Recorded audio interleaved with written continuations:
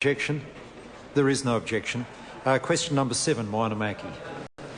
Thank you, Mr Speaker. My question is to the Minister of Housing and asks, what new affordable housing initiatives has he implemented since becoming Minister?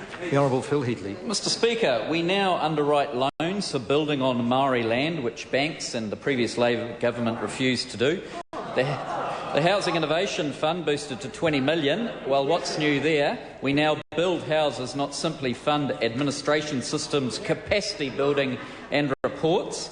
Tenants can now buy their estate houses if they choose to, and community housing groups have fed back into the gateway sections and how they best provide for them. Look, Mr Speaker, can I just thank colleagues too for making it cheaper for builders to build with the RMA and the Building Act changes, and can I thank the Minister of Finance for better managing the economy during a difficult time for those with mortgages and rents. I've got more, Mr Speaker, but... Order. The House has heard quite sufficient. Moana Mackey. Mr Speaker, we love the court jester routine. It's fine. Order. Supplementary.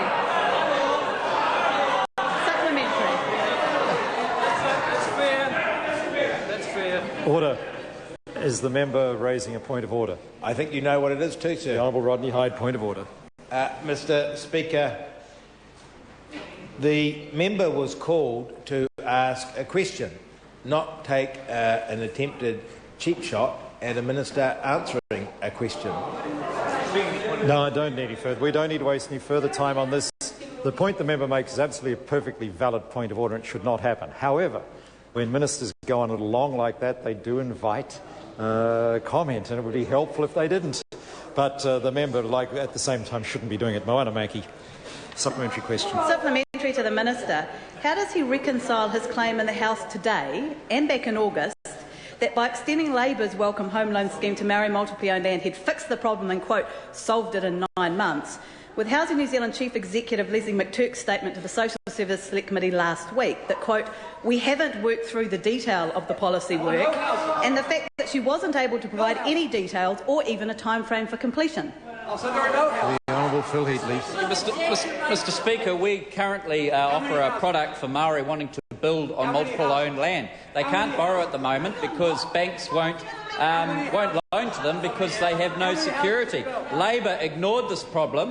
The Maori Party got talking to me, asked that we be able to do that, and Mr Speaker, now we do, and it's a great result.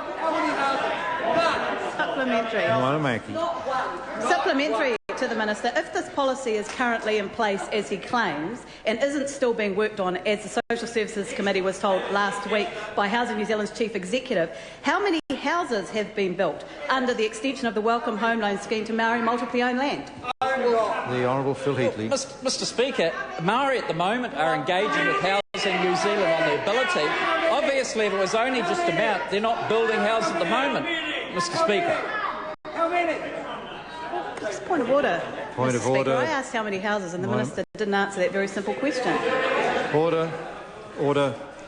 Now, look, the House is very noisy and it's very hard for me to hear. As I did hear, though, the member's question, it did ask actually how many houses have been built under this policy. Trying to hear the Minister's answer when under a lot of noise, I didn't hear that the substance of the question answered there. I invite the Minister to indicate to the House how many houses have been built under the policy. Mr Speaker, I don't have on hand how many houses are being built at the moment. Moana Mackey.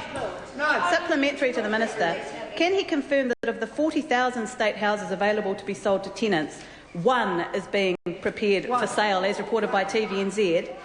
And does he stand by his statement that this is, quote, meeting our expectations, which meaning at his expected rate of uptake there'd be less than 10 homes sold to tenants under his government? And how much taxpayer money has been spent on this aspirational policy? The Honourable Phil Heatley. Mr Speaker, it is true that we're offering State House tenants the opportunity to buy their own home. 1,300 have shown an interest.